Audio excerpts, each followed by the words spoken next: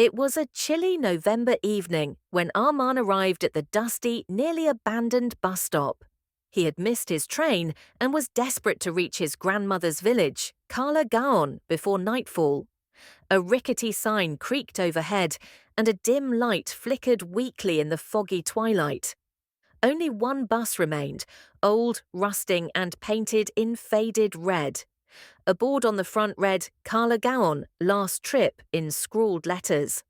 The driver, a silent, pale man with dark circles under his eyes, gestured for Armaan to board. The bus was nearly empty. Only 4 passengers sat scattered across the aisle, each one eerily silent. A woman in a red shawl sat in the back, murmuring to herself. A middle-aged man stared blankly at the floor. 2 schoolchildren sat side by side, motionless, eyes wide. Uneasy but determined, Armaan took a seat by the window. The bus rumbled to life, the engine groaning like a dying beast.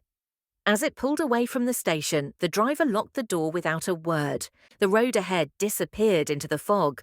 Trees lined both sides, their bare branches clawing at the windows like fingers. Not a single word was spoken. There was no signal on Armaan's phone, no music, no radio, just the steady thump of the wheels. After about 30 minutes, Armaan noticed something odd. The bus had passed the same crooked tree 3 times. Its twisted trunk and the crow's nest on the top were unmistakable. He leaned forward. "Excuse me," he said to the driver, "are we going in circles?" The driver didn't respond.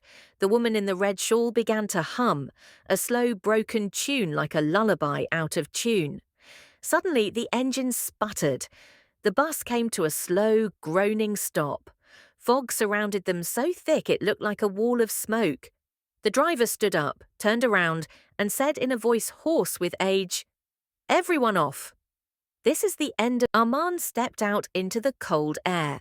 The others followed, but the bus, once everyone had left, disappeared into the fog without sound, its taillights vanishing like dying embers.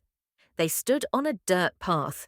No signs, no houses, just forest. "Where is Kaala Gaon?" Armaan asked the group. No one answered. The children giggled, but it was unnatural, like a recording played backward. The woman in red walked ahead without turning back. The others followed her like sleepwalkers. Against his instincts, Armaan followed too. The path narrowed. Darkness thickened. Strange shapes moved between the trees, tall, silent figures that disappeared when looked at directly. Whispers floated in the air, too faint to understand, but close. So very close.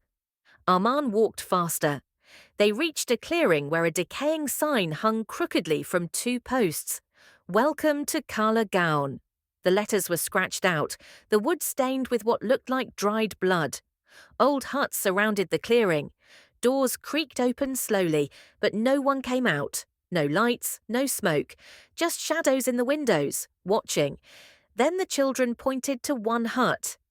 "You live here now," they said in unison, grinning wide. Inside, the air smelled of rot and dampness.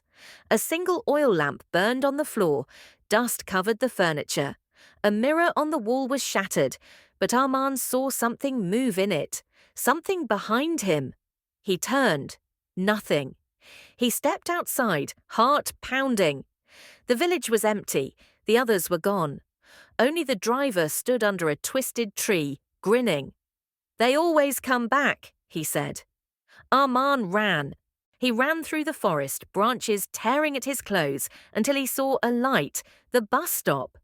But it looked older, broken. The sign had rotted, and the road was covered in moss. The same red bus stood there, rustier than before. The driver sat in his seat, waiting. Armaan banged on the door. "Let me in, I want to go back." The door creaked open. Inside, the bus was empty. No seats, no windows, only darkness. He turned around to run, but the forest was gone, only fog. The driver stepped down. "This is your stop now," Armaan screamed as hands reached out from the bus's walls, pulling him in. Years later, travellers still report seeing an old red bus at that desolate station, always at dusk. Some say they see a young man in the back banging on the windows, screaming silently. The bus still reads, Kaala Gaon, last trip. But no one who boards it ever returns.